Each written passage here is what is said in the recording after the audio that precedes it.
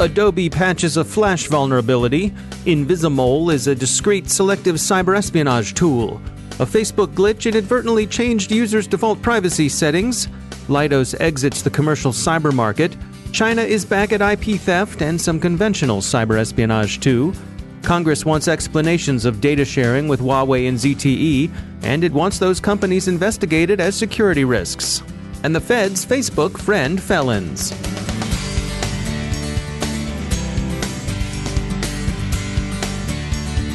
Time to take a moment to tell you about our sponsor, Komodo. Here's the bad news. There is no way you will ever be able to stop malware from entering your network. The good news is Komodo renders malware useless. That's why Komodo customers can click on anything. Over 120 million new pieces of malware were created in 2017. So even at 99%, you're still a target for 1.2 million pieces of malware. If you do the math, that's still over 3,000 problems per day that current solutions cannot solve. Komodo doesn't settle for 99%, and neither should you. They put those 3,000 daily problems into a lightweight, kernel-level container where the malware's rendered useless.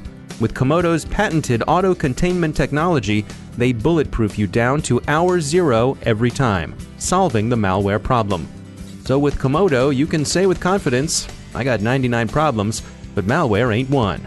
Go to enterprise.komodo.com to learn more and get a free demo of their platform. That's enterprise.komodo.com, and we thank Komodo for sponsoring our show.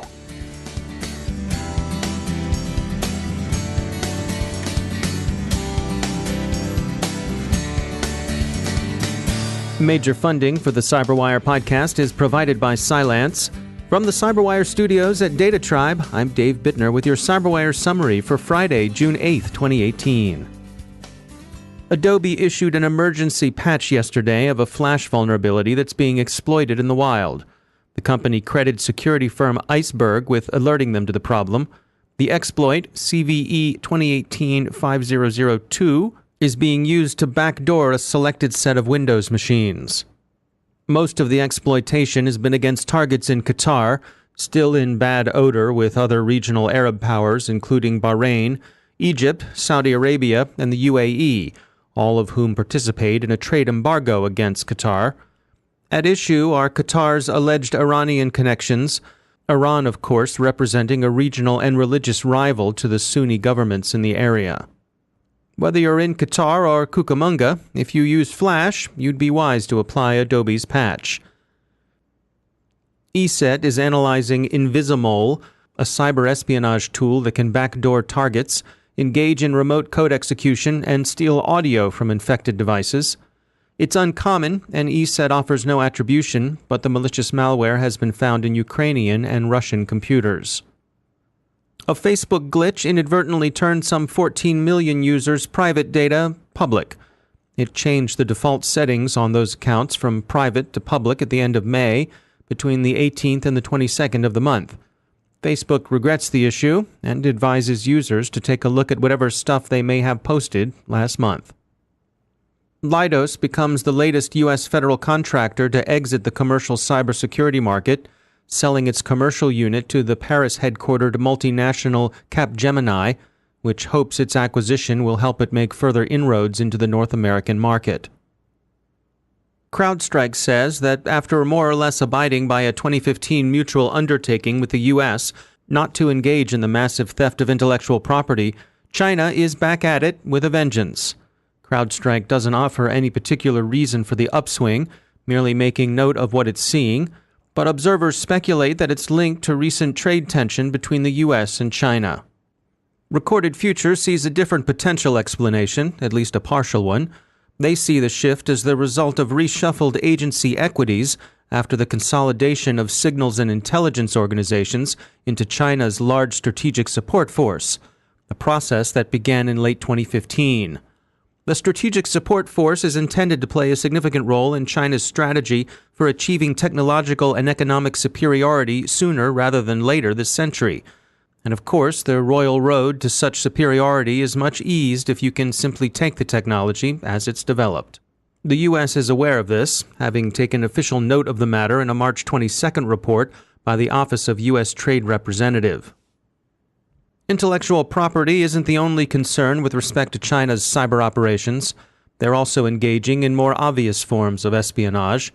This afternoon, U.S. officials speaking under conditions of anonymity told the Washington Post that Chinese intelligence services had hacked an unnamed contractor working at the Naval Undersea Warfare Center in Rhode Island and successfully exfiltrated sensitive data concerning submarine operations.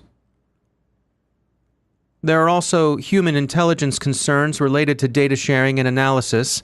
As the South China Morning Post sees it, cribbing from the late Baltimore novelist Tom Clancy, extensive data sharing with Huawei in particular represents the sum of all fears for the U.S.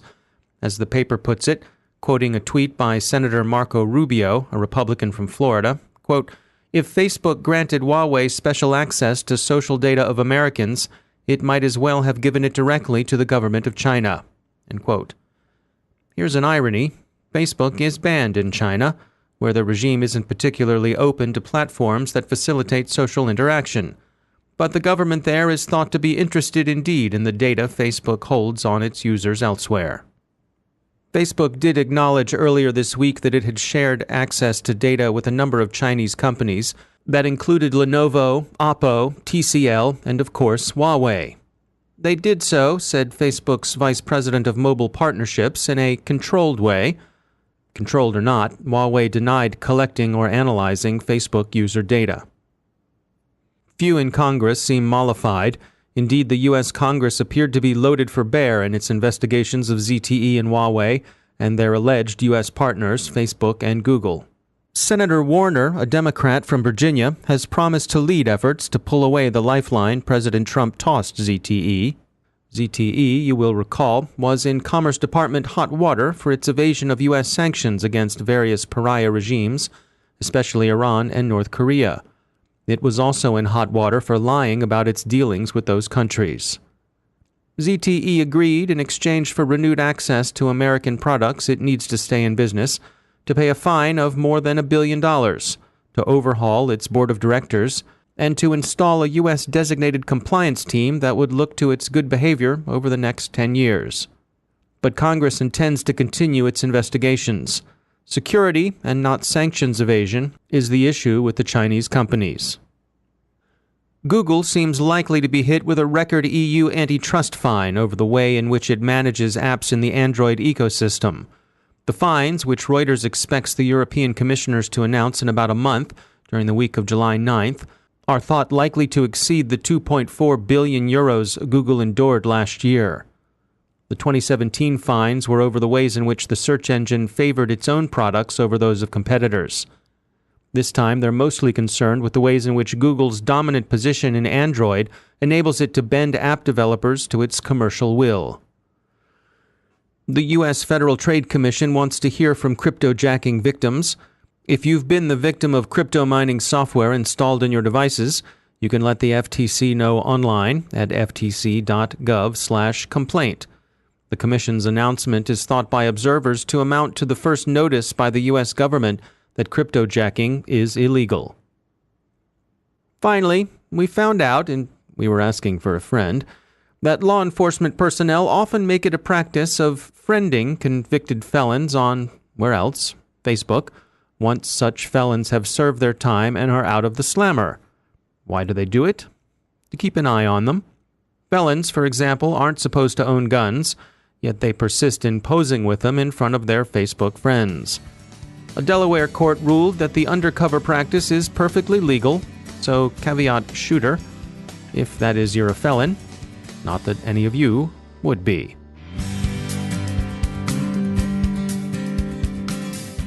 Now a moment to tell you about our sponsor, Observit. It's 2018.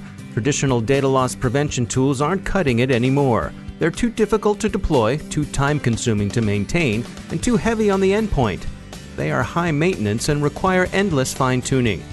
It's time to take a more modern approach. With Observit, you can detect insider threats, investigate incidents quickly, and prevent data loss. With its lightweight agent and out-of-the-box insider threat library, Observit is quick to deploy and far more effective at stopping data from leaving your organization. That's because Observit focuses on user behavior. It's built to detect and respond to insider threats and it's extremely difficult even for the most technical users to bypass. Bring your data loss prevention strategy into the modern era with Observit.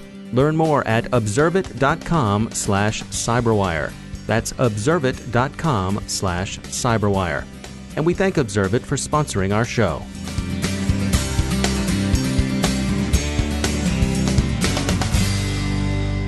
And joining me once again is Rick Howard. He's the Chief Security Officer at Palo Alto Networks. He also heads up Unit 42, which is their threat intel team.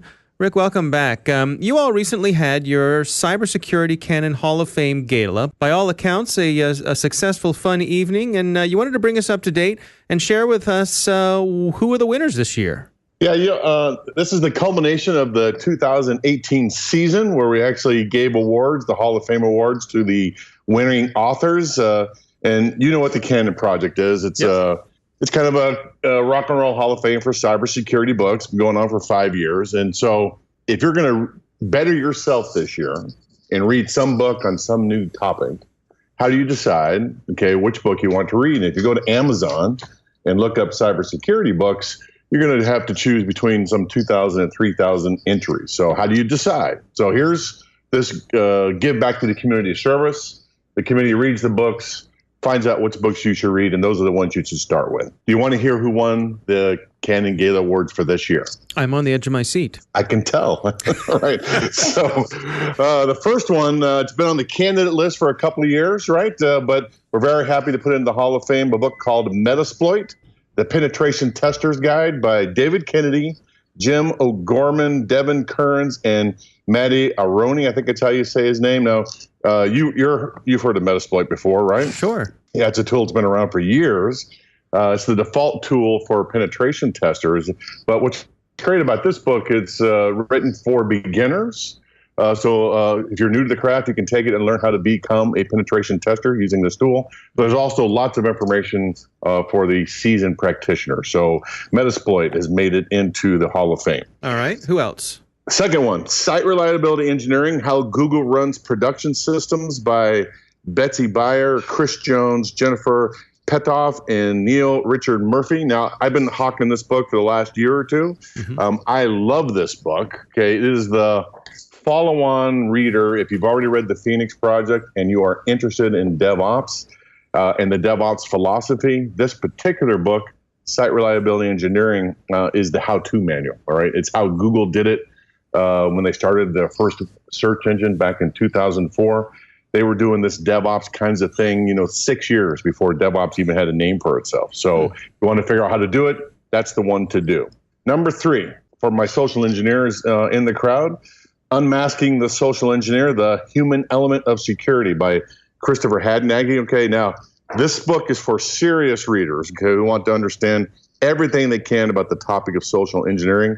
Hadnagy relies heavily on some research by Dr. Paul Ekman, the renowned psychologist, right? This is a fantastic entry-level book for how do you do social engineering. And so Mr. Hadnagy is in the Hall of Fame. The fourth entry is a book called Worm by Mark Bowden. Do you remember Mark Bowden? He's a famous author in other subjects. He is probably most famous for writing Black Hawk Down. And, sure. Yeah, and he wrote the screenplay to the movie, right? And so he wrote this book about the Conficker cabal, and how a bunch of people a bunch of network defenders in the industry got together and tried to take that thing down. It is a great slice of cybersecurity history. And Mr. Bowden came out to the gala, and we gave him his, Academy Award-like trophy, and he was very eloquent. And I got to interview him on TV. All right, so it was fantastic. It was the highlight of my career. All right. So with those 4 books, go to the Canon website and start your education from there. All right. As always, Rick Howard, thanks for joining us. And now a few words from our sponsor, Cybrick. We all heard the important and welcome themes coming out of RSA this year on resiliency and collaboration. This is underscored, of course, by the steady stream of innovations we see coming out of the cybersecurity industry.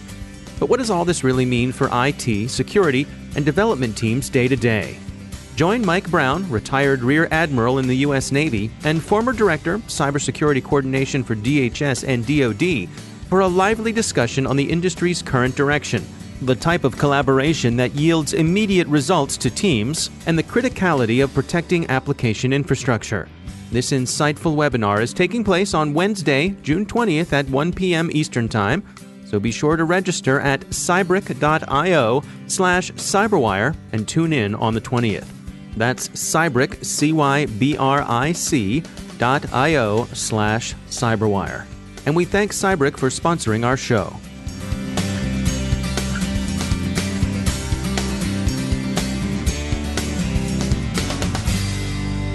My guest today is Corey Petty.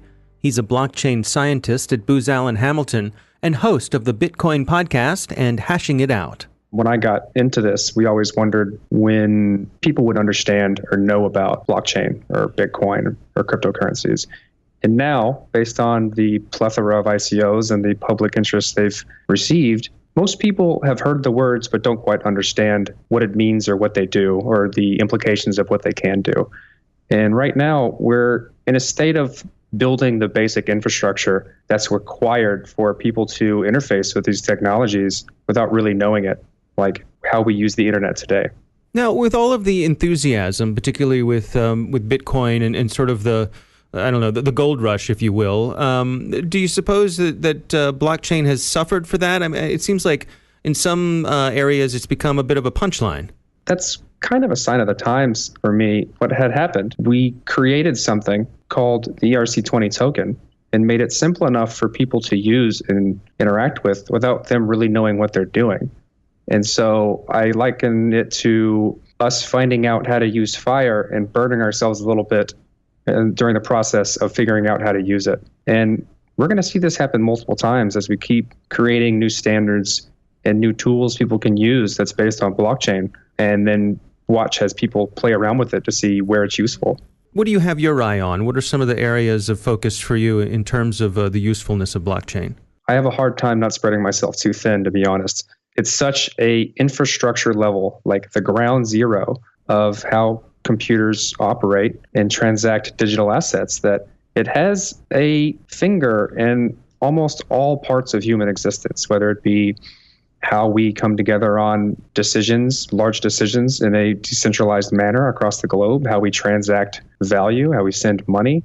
I try and figure out how this is impacting things, but I really want to do it in a way that takes trust away from an individual and puts it into a system so that greed can't be a part of it, if that makes any sense. Yeah, it does. Where do you think we are most likely, a typical consumer, where do you think they're most likely to see an effect on their daily lives based on some sort of underlying blockchain technology? Initially, you'll start to see two main things come into play where people will start to actually use them and know that they're using them. And that's going to be with games, because games are always the first way to play around with a new technology that enables things in a setting that isn't too daunting or scary in terms of money or problems or trust of information. And you'll also see it in things like social networks, especially with the modern cry of how people use the data you give them when interacting with the centralized social networks that we have today. Blockchain-based social networks don't have that problem because in a quality blockchain network, the user still controls the data. Now, let's dig into that a little bit. When you say a quality blockchain social network, what do you mean by that? One that's run in a trustless manner. The word blockchain is a very general term. And what people typically associate with it is either Bitcoin or Ethereum or maybe one of the few other open trustless networks, which have to operate in a manner that you basically don't trust anybody you're interacting with, and the system runs okay. But there's also a long string of experiments and attempts for people to write permissions and trusted networks that don't offer the same types of guarantees, but they're all under the same moniker blockchain. So it's really hard to kind of digest and grok the difference between these things if you don't understand that type of concept. What would the most obvious benefits be for a user of that sort of network? Not having their data mined, or not having to care about who can make decisions on the types of transactions you'd like to do or who you'd like to interact with. Right now, in a lot of these centralized services that we use, they're free because you're the product. It's not one of those things where the person who uses it gets to control the information they put into that network. it ends up putting a lot of power and a lot of profit into the hands of the people who own the network, as opposed to a decentralized network where that value is usually spread across the people who actually use it and not the people who administer it. We had a listener write in with a question, and I think it might be a good one for you. They were asking, how do you deal with the tension between GDPR, which includes the right to be forgotten, and something like the blockchain where information can't be easily deleted? Or it can't be deleted whatsoever. Yeah. That's going to be an interesting concept. And in the current state of blockchains, the thing that you use to interact with them is a pseudonymous address or just a string of numbers that ends up being your user ID, if you will. Your personal information attached to that address can be obfuscated or hidden so that people don't really need to know who you are when you interact with the blockchain and how you use it. Further along the lines, we'll have things that require more information about the link between that user ID and the person who owns it, which could have pretty interesting consequences in terms of the right to be forgotten and such things, because open and public blockchains get their trustlessness from the fact that they can't be changed. Right. And I think it's more along the lines of we need a change in the social interactions and how we think about using applications needs to be changed. We can't assume that because we interact with something, it can be deleted later, because that's the way it's always been. So take us through the Bitcoin podcast. What do you talk about there, and what do you hope your audience gets out of that one? We started out creating that show because we felt that the majority of media surrounding Bitcoin and blockchain, it was just Bitcoin when we started, so it's called the Bitcoin podcast, was overly technical and focused on a few projects that were the front runners of the entire ecosystem. We wanted to get a voice of everyone in the entire ecosystem. So we've made it a point to interview everyone, the leaders, the creators, the people who trade things, the people who use it that's changed their lives in various ways. So we try and cast a very wide net in the types of information we put on that podcast. And I think we've been successful with it. Are there any particular insights that have struck you over the course of doing the show, things that you learned that you didn't expect when you were going into it? I always heard the things that, or the ideologies that people pushed when this technology started becoming larger and larger and larger. As the different networks have been created, I realized that they're all wrong. They're not necessarily wrong. They're just not complete. Oh. There is, I think it's arrogant to say what blockchain will look like in the future, because every time someone said that, we've done something to make it look different. And it's so young, and there's so much to be learned and figured out that you have to take it at a grain of salt and roll with the punches. And when we first started, Bitcoin was the only thing that existed. And so people thought anything that tried to be like Bitcoin would automatically fail or was an intruder. And over time, we've seen Ethereum grow and grow and grow and become something that is a very viable, useful network that is different than Bitcoin. And it's not one chain to rule them all. It's more along the lines of many things to do, many types of applications and interaction. And so the future of what this whole thing is going to become is beyond my scope or understanding. And anyone who says they understand, I think, is naive. That's Corey Petty from Booz Allen Hamilton. Don't forget to check out his podcasts, the Bitcoin Podcast and Hashing It Out. And that's the Cyberwire. Thanks to all of our sponsors for making the Cyberwire possible, especially to our sustaining sponsor, Cylance. To find out how Cylance can help protect you using artificial intelligence, visit Cylance.com. And Cylance is not just a sponsor, we actually use their products to help protect our systems here at the Cyberwire. And thanks to our supporting sponsor, VMware, creators of Workspace ONE Intelligence. Learn more at vmware.com. The Cyberwire podcast is proudly produced in Maryland out of the startup studios of Data Tribe, where they're co-building the next generation of cybersecurity teams and technology.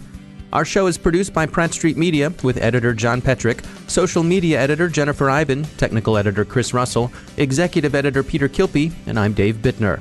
Thanks for listening.